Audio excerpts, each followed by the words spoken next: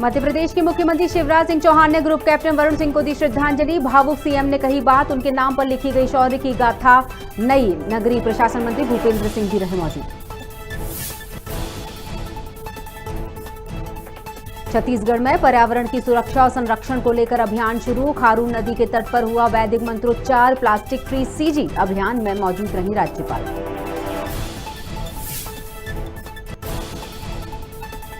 रतलाम में एक टेलर को मेहनताना मांगना पड़ा भारी। 500 रुपए के विवाद में टेलर को मारा चाकू। घायल का इलाज जारी, आरोपी गिरफ्तार।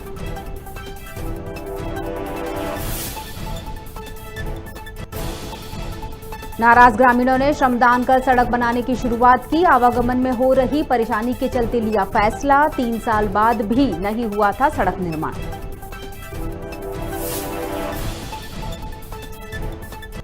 और सतना जिले के चनकुइया गांव में पढ़ते वक्त हुआ मोबाइल ब्लास्ट। कक्षा 8 का छात्र है राम बिलदार। घायल राम का अस्पताल में जारी है इलाज।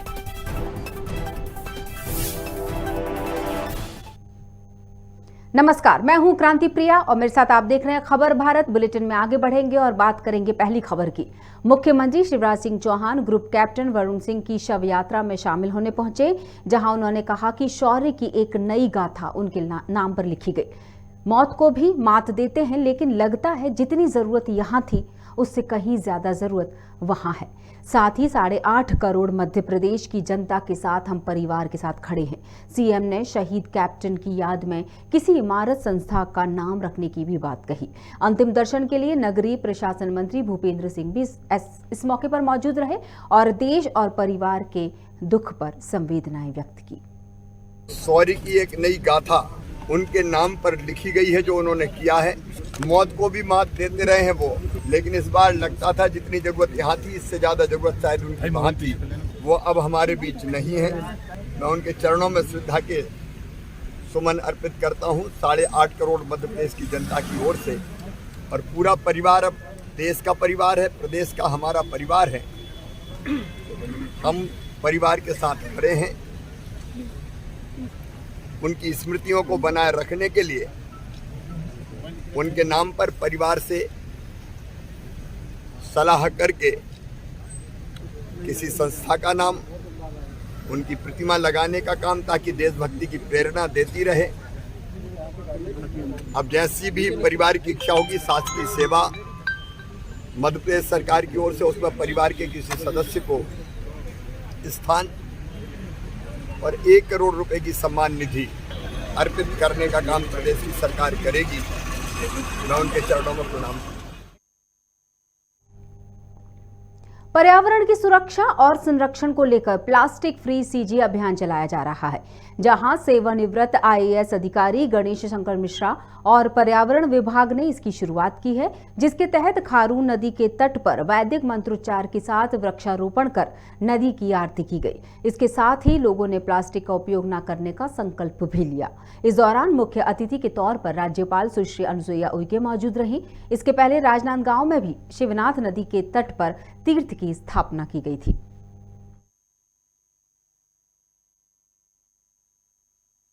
मोदी जी का ये संकल्प है कि प्लास्टिक फ्री इंडिया 2022 तक, और उनका ये भी उन्होंने जो है एक ग्लासगो में इंग्लैंड में पर्यावरण की विश्व स्तरीय नेताओं की सभी बैठक हुई, उसमें इन्होंने 0 इमिशन का ग्रीन हाउस गैसों का टारगेट हमारे देश के लिए रखा है 2070 तक। तो इन दोनों ही माननीय प्रधानमंत्री जी के जो है संकल्प को पूरा करने के लिए हम लोगों ने छत्तीसगढ़ में प्लास्टिक फ्री सीजी ये एक अभियान चलाया हुआ है। और पर्यावरण विभाग की ओर से एक 3P जो होता है, 3P माने जिनसे पर्यावरण बनता है। एक P हो गया पेड़, एक P हो गया आपका प्लास्टिक, और तीसरा P हो गया पानी। जैविक खेती को बढ़ावा देने के लिए प्रधानमंत्री नरेंद्र मोदी के कार्यक्रम का सीधा प्रसारण सीहोर जिला मुख्यालय पर आयोजित किया गया। प्रदेश के कृषि मंत्री कमल पटेल मुख्य रूप से शामिल हुए। साथ ही भाजपा किसान मोर्चा के प्रदेश अध्यक्ष दर्शन सिंह चौधरी सहित अन्य जनप्रतिनिधि भी मौजूद रहे। इस मौके पर पटेल ने कहा कि खेती को लाभ का धंधा बनाने के प्रयास किए जा रहे हैं। इसके साथ जैविक उत्पाद के स्वास्थ्य लाभ की बात भी कही।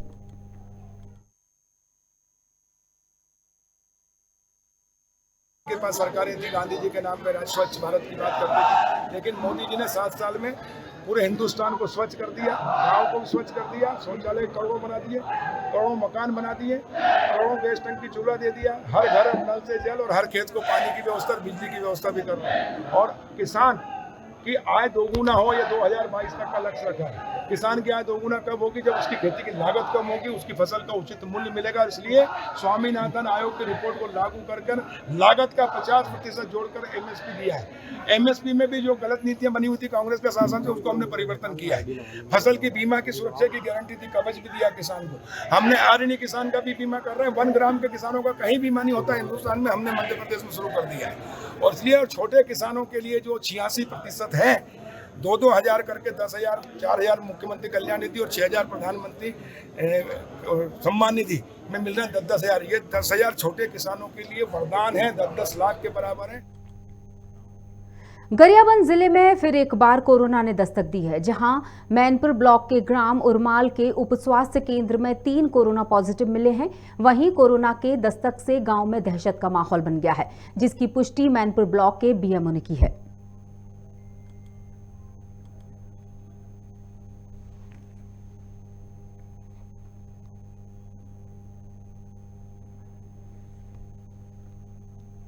जशपुर जिले में इन दिनों वन विभाग की बड़ी लापरवाही देखने को मिल रही है, जहां पत्थलगांव वन विभाग की उदासीनता के चलते वनों की अवैध कटाई जो है वो जोरों पर है। आपको बता दें कि पत्थलगांव वन परिक्षेत्र के लुड़ेक भरारी नाले से लगे जंगलों में रातों को लकड़ी तस्कर हर रोज बेशकीमती सागौन, साल जैसे पेड़ों की कटाई कर वन विभाग को लाखों का चूना लगा रहे हैं। वन विभाग के अधिकारी के साथ साथ सही समय पर बिट प्रभारी की मुस्तैदी न होने की वजह से वनों की कटाई का ये खेल लगातार जारी है।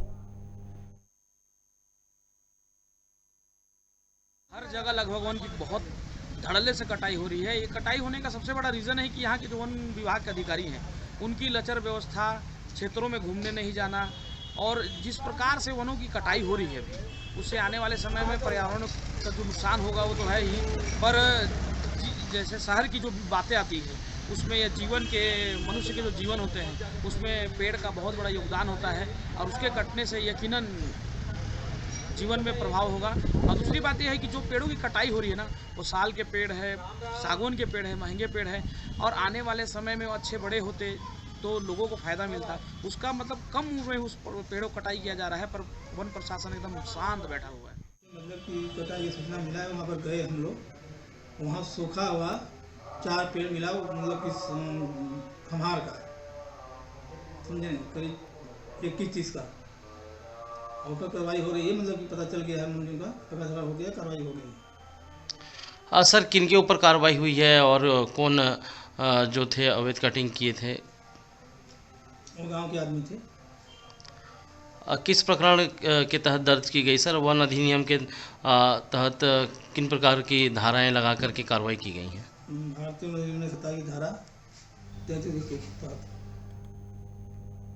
नरसिंहगढ़ के नगर की बिगड़ती यातायात व्यवस्था से नगरवासी परेशान हैं। आए दिन नगर के मुख्य चौराहों पर घंटों जाम लगा रहता है, जिसे लेकर नगरवासियों ने कई बार प्रशासनिक अधिकारियों को बताया। वहीं तत्कालीन एसडीएम सिद्धार्थ जैन द्वारा नगर के स्थानीय लोगों की बैठक लेकर नगर में लगने वाले हाट बाजारों को मेला ग्राउंड में शिफ्ट किया गया था, जिसके चलते बाजार और नगर की यातायात व्यवस्था पूर्ण रूप से व्यवस्थित हो गई थी। लेकिन प्रशासन और नगरपालिका की उदासीनता के कारण एक बार फिर वही जाम के हालात बनते देखे गए।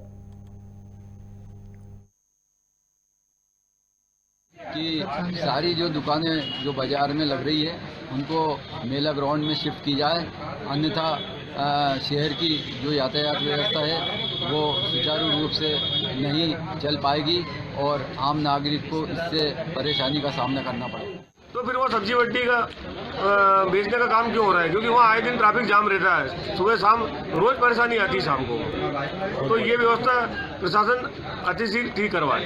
गंदगी बहुत ज़्यादा होती है। वो एक ऐसी जगह है जो शहर के मध्य स्थित है, जहाँ पे लोग दिनों रात सुबह और शाम को घूमने जाते हैं। तो सब्जी मार्केट के लिए तो ऐसा स्थान निश्चित कर दिया जाना चाहिए जहाँ पे जो सिर्फ सब्जी मार्केट ही हो, अन्य कोई ऐसी असुविधा उसमें जो है ना हो। सरगुजा जिले के कतकालू ग्राम पंचायत के ग्रामीणों ने श्रमदान कर सड़क बनाने की शुरुआत कर ली है। दरअसल यहां के ग्रामीण सड़क को लेकर काफी परेशान थे, जिसको देखते हुए प्रदेश के स्वास्थ्य और पंचायत मंत्री टी.एस. सिंहदेव ने श्रमदान कर सड़क को बनाने की शुरुआत की थी, लेकिन 3 साल बीत जाने के बाद भी सड़क का निर्माण नहीं हो सका। इसी बात से नाराज ग्रामीणों ने सैकड़ों की संख्या में श्रमदान कर सड़क को बनाने की पहल की है, जिससे कि ग्रामीणों को आने जाने में परेशानियों का सामना न करना पड़े। रोड जो है सीएम रोड जो है स्वीकृति हुआ था, जिसमें कुछ लोग जो अपने द्वारा जो है अवरोध पैदा हो रहा है। तो हमारे गांव के मुखिया, सरपंच और वरिष्ठ सज्जन और कुछ माताओं ने संकल्प लिया कि हम लोग जो है श्रमदान से रोड बना के दिखाएंगे।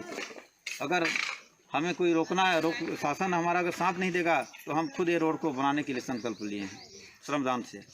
जबकि सरगुजा महाराज आदरणीय यहाँ खुद आके उन्होंने श्रमदान से अपना फावड़ा चलाए हैं। तो हम लोग संकल्प लिए हैं। आज 15 साल की शासन में भाजपा के लोग, उनके ही द्वारा हम लोग जो है इसमें श्रमदान किए थे और चक्का जाम भी देरमा रोड में किए थे। तो एक दिक्कत है कि ये रोड ला सरगुजा महाराज टी.एस. बाबा जो श्रमदान करे रहीस, और आज कोई मैंने बीच में मैंने अड़ांगा कर रहा है कि नहीं बने दे रहा है, इसीलिए हम लोग मैंने श्रमदान कर रहे हैं। तो मेरे गांव में थोड़ा रोड का दिक्कत है।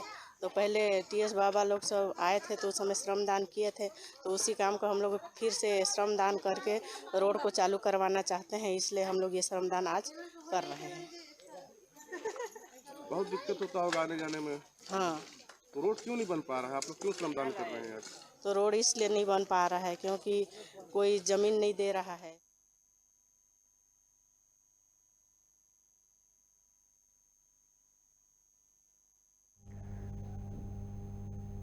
रतलाम में एक टेलर को अपनी मेहनताना मांगने पर युवक ने चाकू से हमला कर दिया। चांदनी चौक क्षेत्र में गुरुवार को घटी इस घटना में फल का ठेला लगाने वाले आरोपी दीपक को गिरफ्तार कर लिया गया है।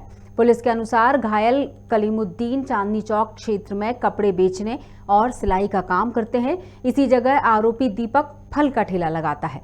दिवाली के पहले आरोपी ने कलीमुद्दीन से शर्ट सिलवाई थी, जिसके बदले उसने 500 रुपए मांगे। इस पर दोनों में विवाद हुआ और आरोपी ने वारदात को अंजाम दिया।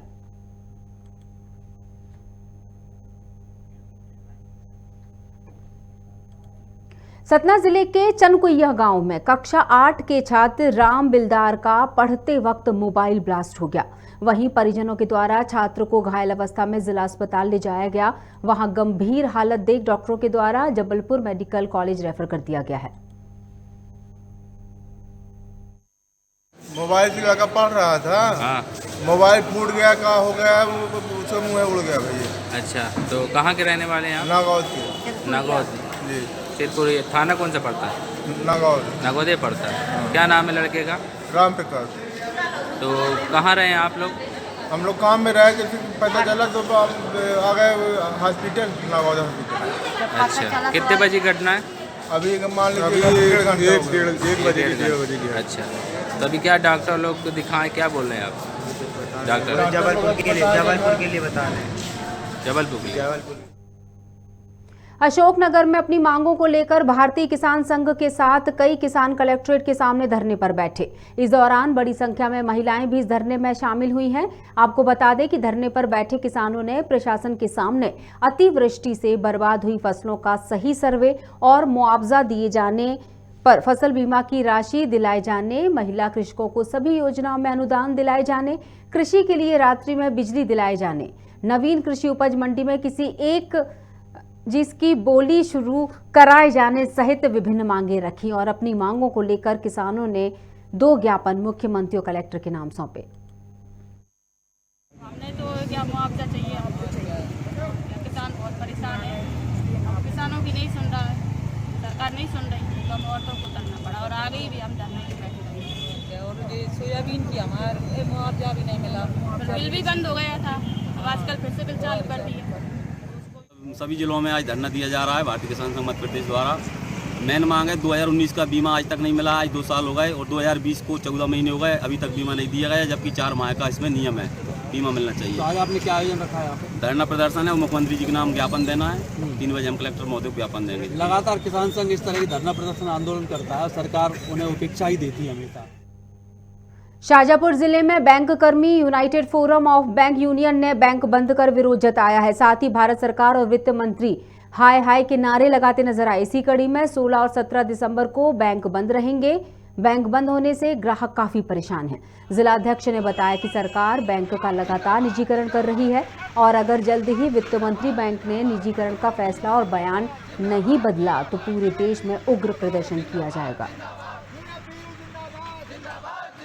कि भारत सरकार राष्ट्रीयकृत बैंकों को निजी हाथ में सौंपने जा रही है।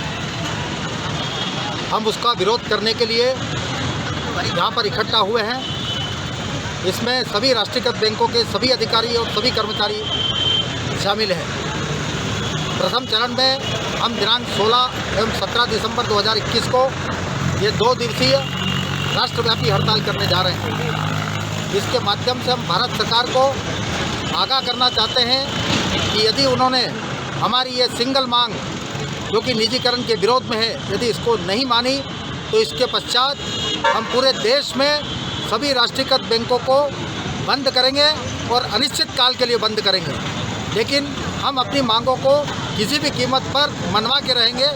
ये हमारा आंदोलन सतत तब तक जारी रहेगा। अशोकनगर जिले के मुंगावली थाने के अंतर्गत आने वाले जरखर गांव में हत्या का मामला सामने आया है, जिसमें 39 साल के आदिवासी की मौत हुई है। हत्या का आरोपी इंद्रपाल यादव भी गंभीर रूप से घायल है, जिसके चलते उसको जिला अस्पताल रेफर किया गया। आरोपी इंद्रपाल यादव घायल अवस्था में पुलिस थाने आया और मृतक के साथ 2 लोगों के विरुद्ध मारपीट का मामला दर्ज करवाया गया। बाद में डायल 100 को सूचना मिली कि आरोपी के खेत में आदिवासी का शव पड़ा है। इसके बाद मौके पर पहुंचकर पुलिस ने शव को सिविल अस्पताल भेजा और पीएम कराकर परिजनों के सुपुर्द कर दिया। फिलहाल पुलिस पूरे मामले की जांच कर रही है। गांव के इंद्रपाल एवं कुछ लोगों से विवाद हुआ था। इंद्रपाल चूंकि पहले ही थाने में आके रिपोर्ट लिखा के और उसको गंभीर चोटें थी, वो अशोकनगर जिला अस्पताल रेफर कर दिया था। और जैसा कि परिजनों ने बताया कि इससे विवाद हुआ है और इंद्रपाल एवं कुछ लोगों ने ही इसकी हत्या की है।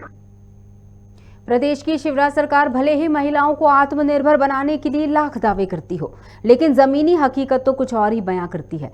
मामला मध्य प्रदेश में महिलाओं को दिए गए किसानों से फसल खरीदी के अधिकार से जुड़ा हुआ है, जहां समूह की महिलाओं को धान खरीदी के अधिकार दिए गए हैं। हालांकि इसकी जमीनी हकीकत कुछ और ही बयां कर रही है। जिले के भितरवार अनुभाग में जहां शासन द्वारा शीतला माता स्वर्गीय सहायता समूह स्व सहायता समूह ग्राम पंचायत धोबट को फसल खरीद के अधिकार दिए हैं, वहीं समूह के अध्यक्ष उमा रावत के पति हैं और वहीं इस पूरे कारोबार को अंजाम दे रहे हैं।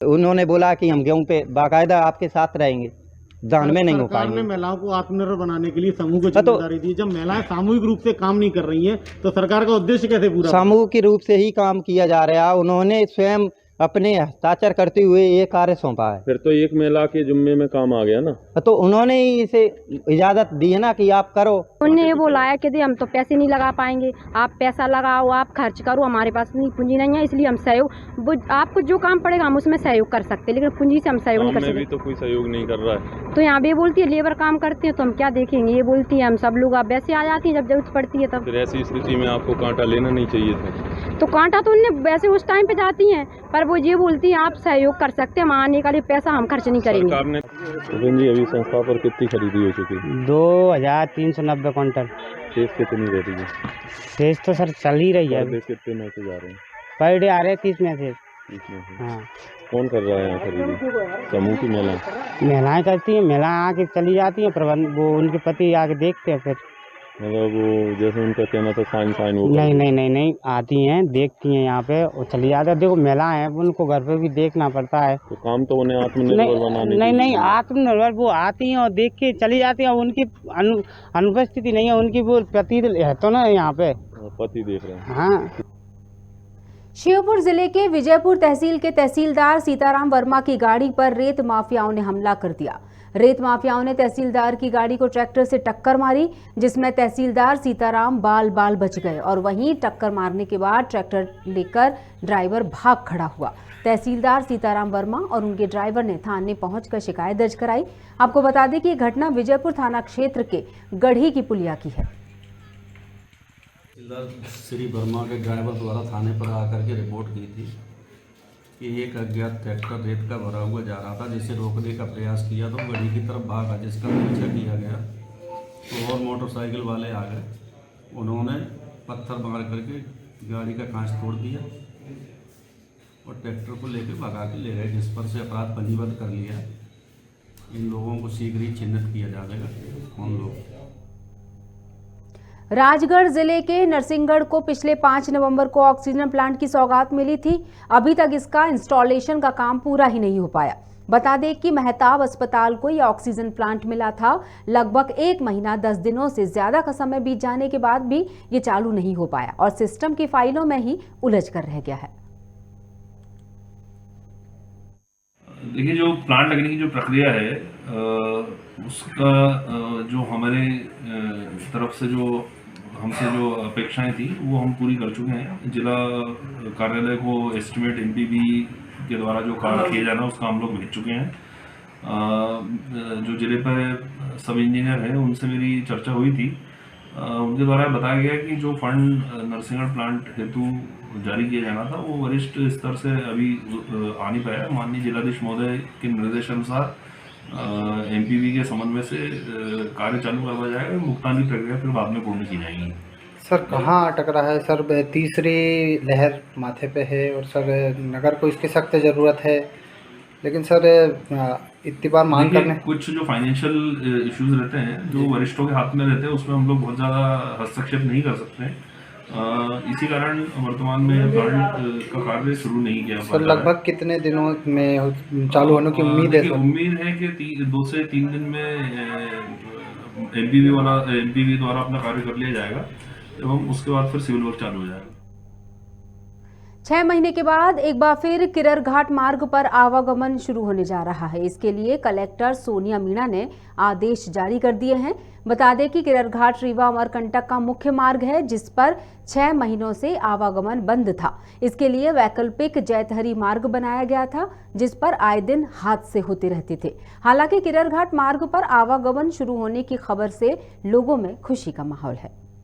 सर मेरे कोई सहयोग नहीं कर रहा, मैं ठेकेदार द्वारा आदमी हूँ। मैं मना कर रहा हूँ तो मेरे थानेदार द्वारा खोल के गया राजीराम थाने। कौन थानेदार है? 2 स्टार वाला था। क्या बोला आपको? मना किया सर, तो मेरे को ऐसे किया। मेरे ठेकेदार से मैं बात किया तो बोले जिसकी ड्यूटी है उससे सहयोग नहीं कर रहे हैं। तो आप किससे सहयोग मांग रहे थे? मैं फर्स्ट विभाग से सहयोग मांग रहा था। 2 स्टार है। हम अभी आ पहुंचे हैं अनूपपुर जिले के पुष्पराजगढ़ के अंतर्गत आने वाले किरर घाट पर, और आपको बता दें आज से यह रीवा अमरकंटक मुख्य मार्ग जो है शुरू हो चुका है और यहाँ से गाड़ियों का आवागमन स्टार्ट हो चुका है। कुछ गाड़ियां भी निकल रही हैं। हम बात करने की कोशिश करेंगे इनसे, कैसा महसूस कर रहे हैं कैसा नहीं, क्योंकि 6 महीने बाद आज ये इस घाट पे पहुंचे हैं। बात करते हैं। सर क्या नाम है? नीरज कुमार सोनी। कैसा महसूस कर? बहुत बढ़िया, 6 महीने बाद ये घाट खुला है। बहुत खुशी हो रही है कि हमारा जो समय है पैसा है सब बचा। प्रशासन को कुछ कहना चाहेंगे जो इतने महीने कष्ट में झेले? क्या कहना अब ये है कि प्रशासन पहले थोड़ा सा सक्रिय होता तो जल्दी काम हो जाता, हम लोगों को इतनी परेशानी नहीं होती। चलिए ठीक है, फिर भी कंप्लीट हो गया, प्रशासन के लिए धन्यवाद। बस भी चालू हो गया, पहले बस चलती नहीं, आदमी को परेशानी होती थी आने जाने के लिए। जिसको मार्केट भी जाना हो गाड़ियां मिलती नहीं थी, जिसके पास साधन हो तो बाइक से अपना निकल गए। 4 व्हीलर भी नहीं चालू होता था इसमें से, बाइक वाले सब निकल जाते थे, आदमी किसी कदर। लेकिन क्या है अभी बस चालू हो गई है तो कम से कम आदमियों को सुविधा हो गया आने जाने के लिए। इसके बाद प्रशासन को, यहाँ के जनप्रतिनिधियों को ये धन्यवाद भी देना चाहते हैं, और भी हम कुछ लोगों से बात करने की अभी आगे कोशिश करेंगे। सर आज मार्ग ये चालू हुआ है और 6 माह बाद चालू हुआ है, तो क्या कहना चाहिए? अब इस मार्ग खुल जाने से यहाँ के जो पब्लिक है इस क्षेत्र के जो बेचारे जिला मुख्यालय नहीं पहुंच पा रहे थे उनको बहुत आराम होगा, और खासकर हम लोगों को भी। रोजाना आना जाना करते? जी हाँ, फील्ड में रहे सब इंजीनियर हूँ PWD में। सर अभी किस मार्ग से आते? पहले वो जैतारी होके आते थे, वो बहुत घुमाव पड़ता था और उसकी टर्निंग भी बहुत स्ट्रेट थी। कई बार ऐसे हादसे हो जाते थे कि बहुत मतलब डर लगता था उसमें चलने में। आज इस मार्ग के शुरू होने से वाहनों की आवाजाही जो शुरू हुई है उसके बाद लोगों में काफी खुशी है। अभी हमने बात की, वो PWD के इंजीनियर है, वो रोजाना आना जाना करते थे इस मार्ग से, पर बंद होने की वजह से वो नहीं कर पा रहे थे। आज उनका पहला दिन है और खुशी महसूस कर 6 माह बाद आज बस आई है और ये कैसा महसूस कर रहे हैं, इनसे पूछते हैं अभी तक कैसा था। रोजाना डेली बस किस तरफ से? उधर से जैतारी होके। आज कैसा महसूस कर रहे हैं? आज अच्छा है सर। 6 महीना अभी तक आप लोगों ने उधर से घूम के आया, क्या दिक्कत होती? अरे उधर बहुत दिक्कत थी सर। बहुत बढ़िया है, क्योंकि वहाँ से अक्सर एक्सीडेंट हुआ करते थे और हम लोगों को आधा घंटा एक्स्ट्रा लगता। किराए में क्या फर्क? किराए में भी फर्क पड़ा है। देखिए, इनका कहना है कि किराए में भी फर्क पड़ा था और आज जो है ये खुशी महसूस कर रहे हैं। इधर से गाड़ियां आ रही हैं, अब ये जो 80 रुपए का किराया दे रहे थे, अब ये 40 रुपए में इधर से यात्रा कर रहे हैं। खबर भारत के लिए अनिल दुबे, पुष्पराजगढ़। और इसी के साथ बुलेटिन में फिलहाल इतना ही। बने रहेगा खबर भारत के साथ। नमस्कार।